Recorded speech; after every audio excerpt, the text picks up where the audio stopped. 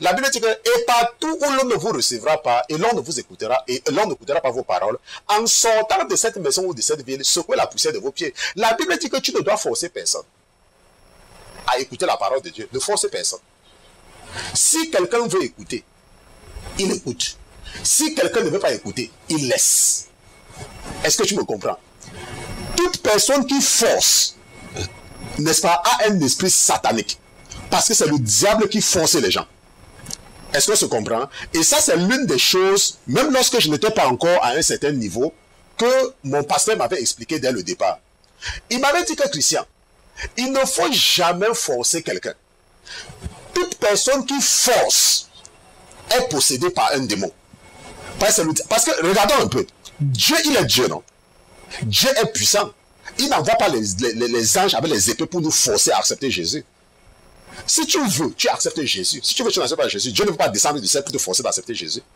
Donc, toute personne qui te force à faire quelque chose, l'esprit qui est dans la personne ne peut pas être l'esprit de Dieu. L'esprit qui est dans cette personne-là ne peut pas.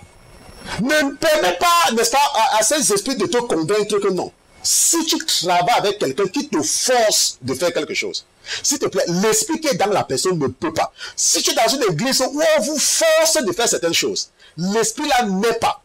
Si tu es dans une église où on vous force de payer la dîme, s'il te plaît, sors de cette église. Un pasteur doit vous expliquer l'importance de la dîme, mais on ne doit pas forcer. Il ne doit avoir aucune structure pour forcer les gens.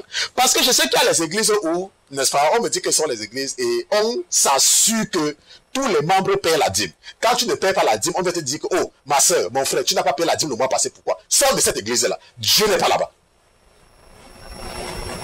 On ne doit te forcer de rien faire. Toute église où on te force de faire quelque chose est satanique. Ça ne dépend pas de ce qui se passe là-bas. Dieu ne nous force pas.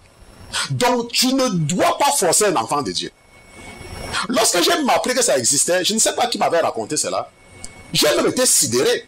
Que, oh, pasteur Christian, moi, dans votre église, je vois que vous ne vous dérangez pas beaucoup. Hein. Est-ce que tu sais qu'il y a des églises où, n'est-ce pas, on regarde, si tu n'as pas payé la dîme, on te dit que mais tu n'as pas payé la dîme le mois passé. Dieu n'est pas dans l'église là.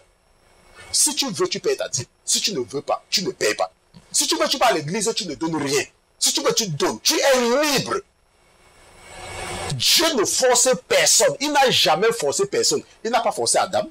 Il n'a pas forcé Ève. Il n'a pas forcé Moïse. Il n'a pas forcé Abraham. Abraham, quand Abraham partait coucher avec Agar, il n'a pas forcé. Que, oh, tu couches avec elle, pourquoi? Mais c'est juste d'attendre. Dieu n'a pas fait ça. Abraham est parti là coucher avec elle, c'est son problème. Dieu n'a pas forcé David. Quand David partait coucher avec la femme, n'est-ce pas, de capitaine de son âme, Jésus a dit qu'il ne couche pas avec elle. Non.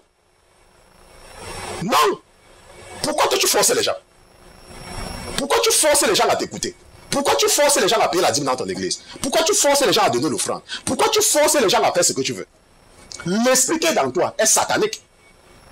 C'est le diable qui force les gens qui sont dans la rose foi, la franc-maçonnerie et canca et tout cela. N'est-ce pas? Donc, nous sommes donc revenus sur cet enseignement, n'est-ce pas? Comment travailler pour Dieu et je...